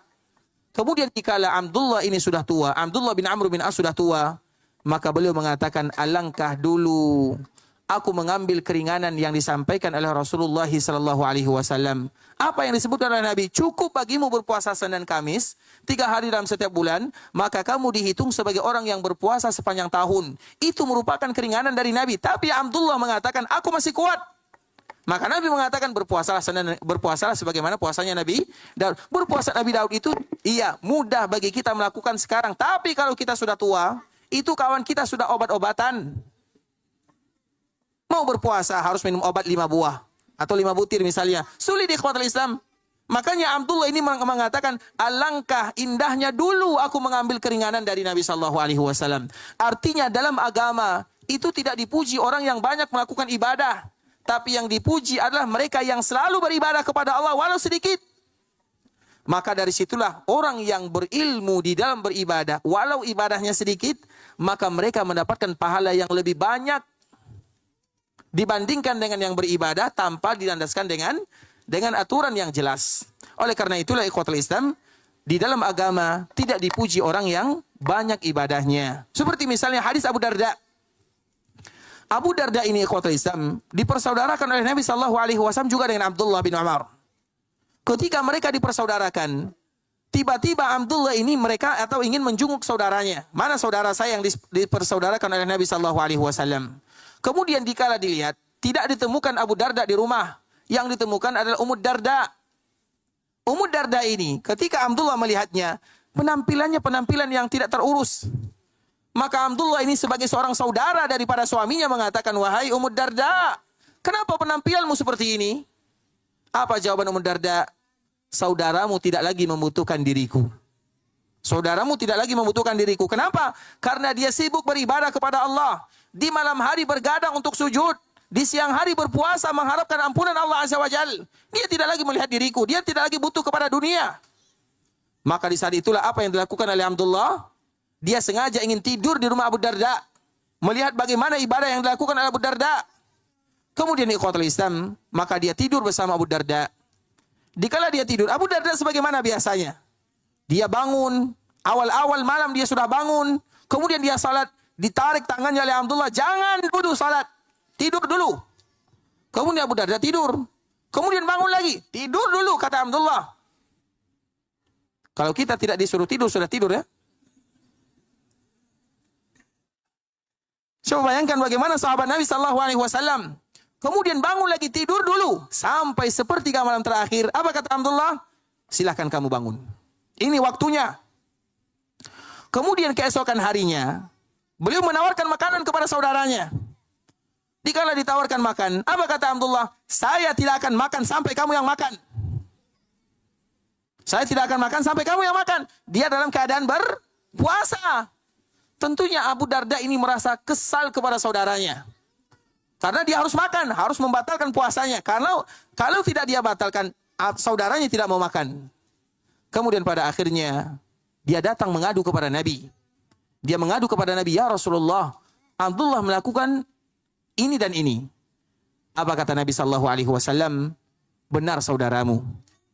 Karena sesungguhnya, engkau memiliki hak atas dirimu, keluargamu juga memiliki hak atas dirimu, dan Allah juga memiliki hak atas dirimu. Artinya, fa'ati kulladhi haqqin haqqah. Maka berikan hak setiap hak itu berikan kepada pemiliknya. Artinya apa ikhwatul Islam? Di dalam agama tidak dianjurkan bagi kita untuk menjadi rahbaniyah. Rahbaniyah itu duduk di dalam masjid berzikir dari pagi sampai pagi, itu bukan ajaran agama Islam. Karena siapa di antara kita yang kuat melaksanakan seperti itu? Tidak ada. Makanya Nabi Sallallahu Alaihi Wasallam mengatakan, ahabbul a'mali ilallahi adwamuha wa inqal. Amalan yang paling dicintai oleh Allah adalah amalan yang selalu dilakukan walau sedikit. Misalnya kita baca Quran, walau hanya misalnya 2 halaman, 3 halaman, tapi setiap hari. Lebih bagus daripada kita membaca Al-Quran 2 juzuk tapi 1 kali dalam 1 minggu misalnya, 1 kali dalam 1 bulan. Mana yang lebih bagus? Lebih bagus yang sedikit tapi selalu dilakukan rutin. Makanya di dalam agama tidak dipuji orang yang banyak ibadahnya. Tapi yang dipuji adalah orang yang tepat ibadahnya. Karena banyak ibadah tidak akan ada orang yang kuat bertahan di atasnya. Allah tahu kalau kita adalah hamba yang lemah. Wa kanal insanu dha'ifa. Khuliqal insanu halu'a. Apa arti halu'a? Berkeluh kesah. Setiap ada masalah langsung berkeluh kesah. Begitu juga dalam masalah ibadah. Kalau sholat tarawih saja, Seandainya imam sudah 1 halaman bacaannya, di belakang. Dan itu adalah sifat manusia. Makanya mana yang lebih bagus sholat tarawih? 1 halaman, santai, daripada sholat tarawih 5 halaman, tapi tidak santai. Mana yang lebih bagus? Bagus yang 5 halaman tapi santai. Karena itu adalah momen kita untuk mendengarkan ayat-ayat Allah Subhanahu wa taala. Kita juga tidak boleh bermalas-malasan dalam beribadah, tapi ingat ikhwatul Islam, yang paling dicintai oleh Allah Subhanahu wa taala adalah mereka yang selalu beribadah dengan anjuran, dengan ajaran Nabi sallallahu alaihi wasallam, tapi benar tata caranya.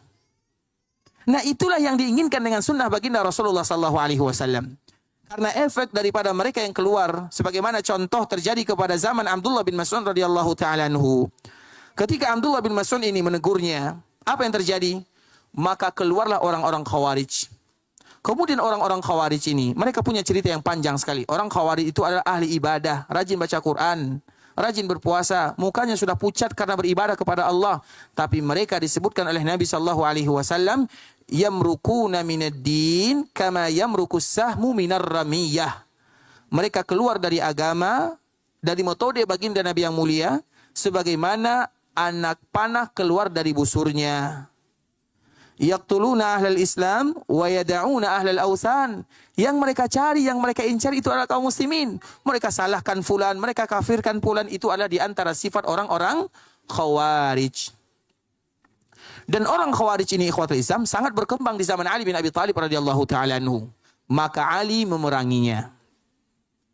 Namun sebelum Ali memeranginya, maka di sanalah ada dialog kecil ya antara Abdullah bin Abbas.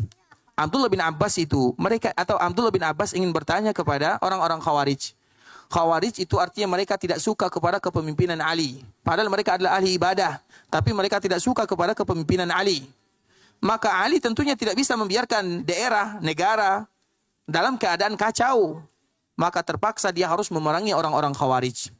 Namun Abdullah bin Abbas minta izin dulu kepada Ali bin Abi Thalib, wahai Ali, izinkan diriku untuk berdialog dengan orang-orang Khawarij. Semoga Allah Subhanahu wa taala memberikan taufik dan hidayah kepada mereka. Maka sebelum terjadi peperangan ikhwatul Islam, datanglah Abdullah bin Abbas dengan membawa pakaian yang sangat indah. Dan itu adalah pakaian Rasulullah sallallahu alaihi wasallam. Kemudian, dikala Abdullah bin Abbas datang kepada orang-orang Khawarij, maka orang-orang Khawarij langsung melihat Abdullah bin Abbas dalam keadaan penglihatan yang tajam. Apakah engkau yang dinamakan dengan keluarga Nabi sallallahu alaihi wasallam? Seperti inikah penampilan keluarga Nabi sallallahu alaihi wasallam? Karena yang mereka anggap penampilan itu harus zuhud, jauh dari dunia, pakaian compang-camping, apalagi yang tidak pakai pakaian. Tidak pernah ada namanya seperti itu, keluarga Nabi sallallahu alaihi wasallam yang tidak pakai pakaian. Kemudian ikhwatul Islam, dikala dikatakan seperti itu kepada Abdullah bin Abbas, apa jawaban Abdullah bin Abbas? Mudah bagi Abdullah menjawabnya. Ini adalah pakaian yang dipakai oleh Rasulullah sallallahu alaihi wasallam. Ketika mereka mendengarkan kalimat ini, pakaian yang dipakai oleh Nabi, terdiam semuanya. Ternyata Nabi juga memakai pakaian yang indah. Kalau ada pakaian yang indahnya, Nabi juga memakainya. Kalau tidak ada, Nabi memakai pakaian yang biasa. Sedangkan orang-orang Khawarij, mereka jauh dari kemewahan dunia. Makanya langsung mereka tegur Abdullah bin Abbas. Apakah ini pakaianmu, wahai Abdullah? Engkau keluarga Nabi, seperti inikah pakaianmu? Mudah bagi Abdullah, dan Abdullah adalah orang yang cerdas, pintar. Dia sengaja memakai pakaian terindah dari Nabi SAW. Kemudian dikala disebutkan, inikah pakaianmu? Mudah bagi Abdullah untuk menjawabnya, pakaian Rasulullah SAW. Kemudian dikala mereka terdiam 1000 bahasa, di sana itulah Abdullah bin Abbas mengatakan, wahai kalian, kenapa kalian tidak mau ikut kepada Ali bin Abi Thalib? Kenapa kalian menjadi orang Khawarij? Kenapa kalian harus keluar dari ketaatan pemimpin kaum muslimin? Apa alasannya? Maka mereka menyebutkan alasannya. Salah satu alasannya, karena Ali bin Abi Thalib tidak mengambil harta rampasan dikala terjadi perang Jamal. Tahu kita perang Jamal? Perang Jamal itu ikhwatul Islam antara Ali dengan Aisyah.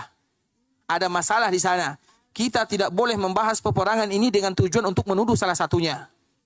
Tapi kita menyebutkan peperangan ini hanya untuk mengenal sejarah sahaja. Itu perbezaannya. Maka ingat, untuk sahabat Nabi jangan ada kata-kata yang tercela. mereka itu adalah penduduk surga sebelum mereka masuk surga. Sedangkan orang yang datang belakangannya tidak tahu apakah kita penduduk surga atau kita penduduk neraka, kita tidak pernah tahu. Hanya saja kita selalu bermohon semoga kita menjadi penduduk surga. Amin amin ya rabbal alamin. Kemudian ikhwatul Islam, ketika terjadi perang Jamal, ada masalah sedikit antara Ali dengan Aisyah radhiyallahu taala dan Nabi sudah memberitahukan. Jadi kejadian ini Nabi sudah tahu dan memberitahukan akan ada salah seorang keluargaku sampai keluar sampai di sebuah tempat namanya Al-Hawab. Kalau seandainya mereka keluar pulang, kata Nabi sallallahu alaihi wasallam, dan itulah yang terjadi, yaitu antara Ali dengan Aisyah radhiyallahu taala anha. Kemudian ikhwatul Islam, dikala terjadi peperangan antara kaum muslimin, maka Ali tidak mengambil harta rampasannya. Orang-orang Khawarij marah. Kenapa engkau tidak mengambil harta rampasannya? Bukankah ini perang? Perang itu ambil harta rampasannya. Ali tidak melakukan yang demikian. Dan itulah yang difitnahkan oleh orang-orang Khawarij kepada Ali bin Abi Thalib. Apa kata Abdullah bin Abbas? Wahai kalian, kalau seandainya Ali mengambil harta rampasan, siapa yang akan menjadikan ibunda kita Aisyah bagian dari dirinya? Kalau kalian menghalalkannya dan mengatakan iya, berarti kalian telah merampas ibu kalian. Bukankah ibunda kita Aisyah adalah ibu kaum muslimin? Kalau seandainya dijadikan harta rampasan, berarti dia menjadi bagian daripada harta rampasan. Bagian siapa ibunda kalian? Tegakah kalian atau apakah kalian akan mengambil ibu kalian? Kalau kalian mengatakan iya, maka kalian keluar dari agama. Ibunda Aisyah radhiyallahu taala anha tidak mungkin dijadikan sebagai harta rampasan. Dan peperangan yang terjadi itu ikhwatul Islam adalah karena fitnah. Makanya dikala Aisyah pulang ke kota Madinah, Ali memerintahkan untuk mengantarkan ibunda Aisyah pulang ke kota Madinah, maka Ali mempersiapkan pasukan-pasukan dari kalangan wanita. Tidak mungkin Aisyah dikawal oleh laki. Fitnah, namanya fitnah, dan itu sudah diberitahukan oleh Nabi sallallahu alaihi wasallam. Maka orang-orang Khawarij semuanya terdiam. Nanti kalau ada di antara kita yang tidak paham, tanyakan. Karena ini perkara yang penting. Kemudian ikhwatul Islam, apa lagi yang kalian kesalkan? Maka orang-orang Khawarij mengatakan, mengapa dia menjadikan hukum itu adalah hukum manusia? Tidak menjadikan hukum itu adalah undang-undang Allah Subhanahu wa taala. La hukma illa lillah. Tidak ada hukum kecuali hukum Allah. Tapi Ali menjadikan manusia sebagai hakim. Sebenarnya ini pertanyaan yang anak kecil saya tahu jawabannya. Bagaimanapun ini ikhwatul Islam, kita butuh hakim. Menikah butuh wali hakim. Misalnya antara suami dan istri, mereka ada masalah, cari hakim. Allah Subhanahu wa taala mencari hakim dikala terjadi masalah berkaitan dengan dam, dikala terjadi Mekah atau dikala kita mendapatkan kafarat di Mekah, Madinah. Ada hakimnya. Maka Abdullah bin Abbas mengatakan yang demikian. Kemudian menjawab syubhat-syubhat daripada orang-orang Khawarij. Kemudian yang ketiga, apalagi yang kalian kesalkan? Apa jawaban orang-orang Khawarij? Dikala terjadi perjanjian atau perang Siffin. Tadi perang Jamal, sekarang perang Siffin. Perang Siffin itu adalah antara Ali dengan Muawiyah. Ingat ikhwatul Islam, kedua-duanya benar. Kita menyebutkan hanya sekedar ingin mengetahui apa yang terjadi, bukan untuk menyalahkan salah satunya. Ingat, mereka adalah penduduk surga yang masih ada di dunia. Allah ampunkan dosa mereka sebelum mereka berbuat. Allah ampunkan dosa mereka sebelum mereka berbuat. Karena itu adalah sahabat. Yang ikut di sana adalah Muawiyah, Ammar bin Yasir, sahabat-sahabat yang lainnya. Ali bin Abi Thalib, Zubair bin Awam, Abdullah bin Zubair, itu semuanya adalah sahabat Nabi. Maka ingat ikhwatul Islam, kita menyebutkan ini hanya untuk mengetahui sejarah, bukan untuk menyalahkan para sahabat radhiyallahu taala anhum ajma'in. Kemudian dikala terjadi antara Muawiyah dengan Ali bin Abi Thalib, maka terjadi perjanjian damai. Kemudian dikala terjadi perjanjian damai, maka Ali mengatakan perjanjian ini antara Ali dengan Muawiyah.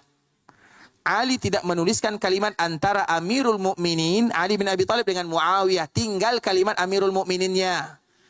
Kalau seandainya dia tidak menulis kalimat Amirul Mukminin, berarti dia adalah Amirul Kafirin. Kata orang-orang Khawarij, kalau dia tidak pemimpin kaum mukminin, berarti dia pemimpin orang-orang kufar. Itu kata orang-orang Khawarij. Kemudian apa yang terjadi ikhwatul Islam? Maka Abdullah bin Abbas mengatakan, tidakkah kalian tahu? Dulu pernah ada yang namanya perjanjian Hudaybiyah. Ingat kita perjanjian Hudaybiyah? Kapan terjadi? Tahun keempat atau tahun kelima? Yang jawab angkat tangan. Tahun berapa? Masya Allah. Betul nih. Apa buktinya tahun ke-6?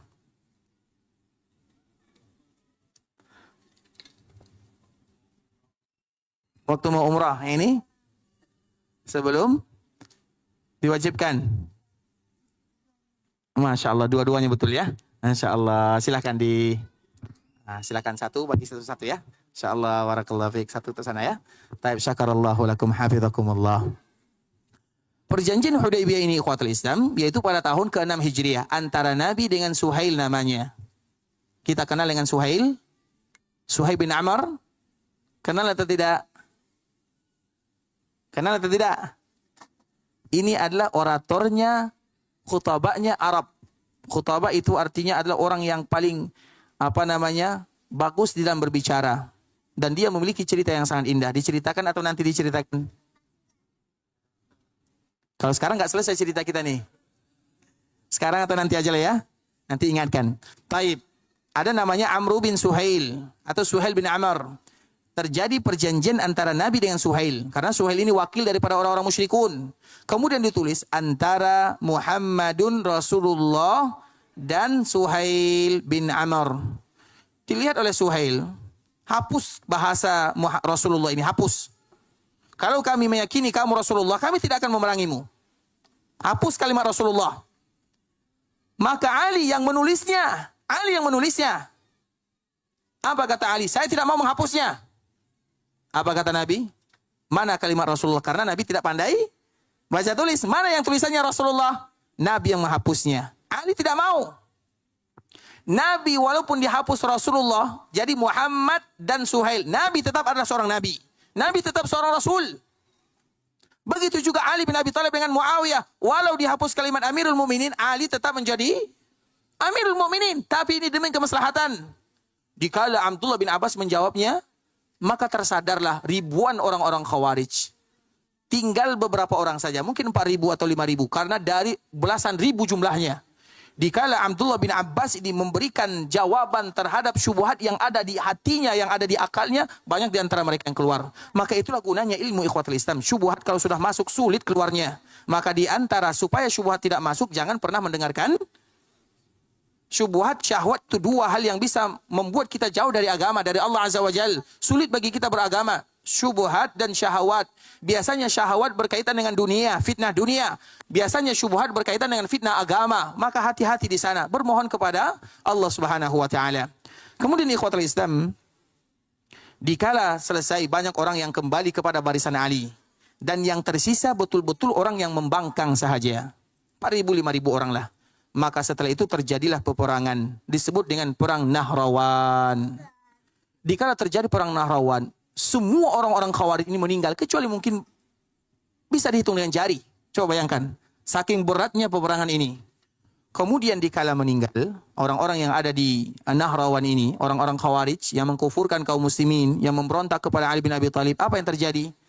Orang-orang yang tadi berzikir di dalam masjid yang dinasihati oleh Abdullah bin Mas'ud radhiyallahu ta'ala anhu, mereka semuanya berada di barisan orang-orang Nahrawan dan mereka termasuk orang-orang yang mati di sana. Bisa dipahami ceritanya kemana? Begitulah ikhwatul Islam, sunnah Nabi adalah yang terbaik untuk kaum muslimin. Nabi tidak pernah menginginkan untuk umatnya kecuali yang terbaik. Dan sunnah Nabi adalah yang terbaik. Semua ajaran Nabi adalah yang terbaik. Kalau seandainya kita betul-betul jujur kepada diri kita sendiri, kita tidak akan sanggup untuk melaksanakan sunnah Nabi semuanya. Mulai dari kita bangun sampai kita tidur, tidak akan sanggup bagi kita melakukannya. Terlalu banyak yang kita lalaikan. Kalau seandainya yang ada saja kita tidak sanggup melakukannya, bagaimana dengan yang ditambah lagi atau yang lain lagi? Bagaimana cara kita melakukannya? Dan ingat, kaedah yang tadi kita sebutkan di dalam agama, tidak dipuji orang yang berlebih-lebih ibadahnya.